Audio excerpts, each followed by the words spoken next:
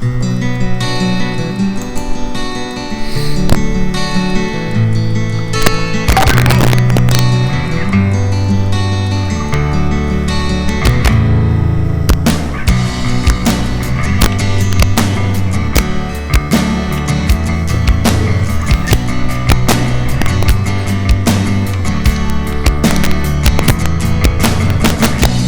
afternoon. I hope that each of you are well and enjoying the blessings of the Lord.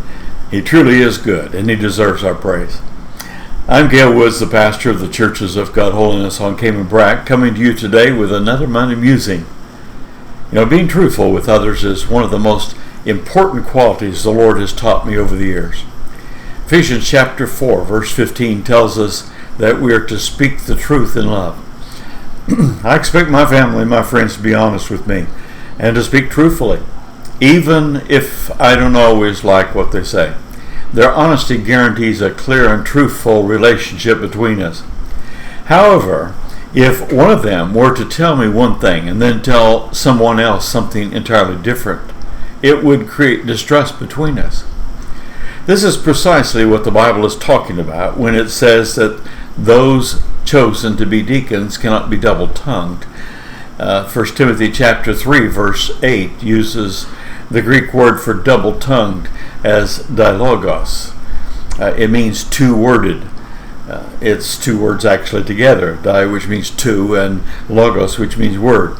It presents the picture of someone who says one thing to one person about a situation, then says something altogether different about it to someone else. The double-tongued individual is either inconsistent in what he tells people, or he's just simply dishonest. In the long-standing tradition of Native American tribes, speaking with a forked tongue has meant lying, and a person with no longer considered worthy of trust once he has been shown to speak with a forked tongue. Sometimes this characteristic of being double-tongued or double-worded indicates that a person is a people-pleaser, wants everyone to like him, and so he agrees with whomever he is with at the moment. And this person may be concerned that if he takes an opinion contrary to his immediate audience, he'll lose favor or he'll lose influence with them. And so instead of speaking his true convictions in an attitude of love, he finds himself violating his conscience. Beyond just remaining silent, if he doesn't agree with something that others say, he actually verbalizes agreement with those in his presence, knowing that what he says is not really what he believes. This trait of being double-tongued is a serious character flaw.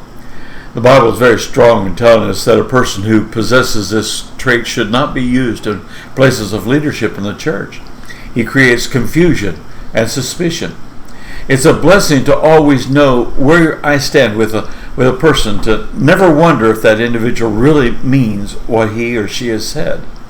When I can always count on a person to tell me exactly what he or she thinks, a foundation of trust can be established that's very important if we're going to build a long-term relationship in the ministry.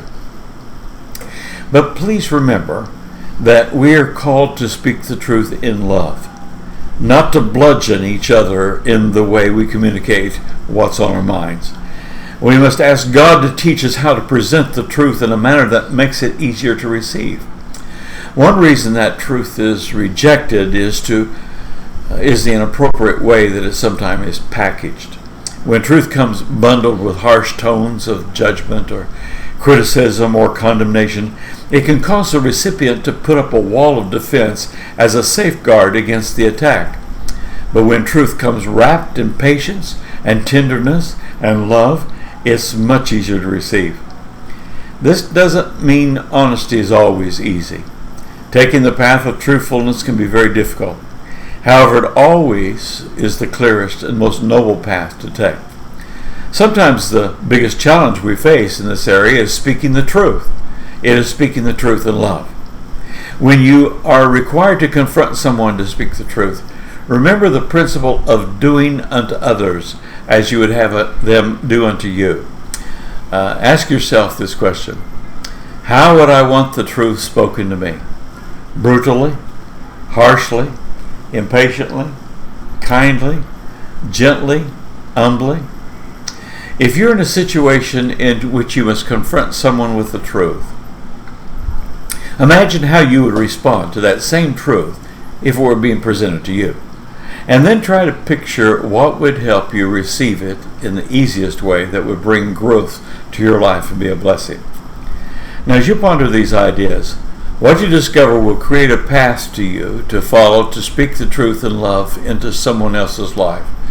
As you follow that path, you will most likely end up treating that other person correctly, with dignity, with respect, and as you tell him or her what you perceive to be the truth.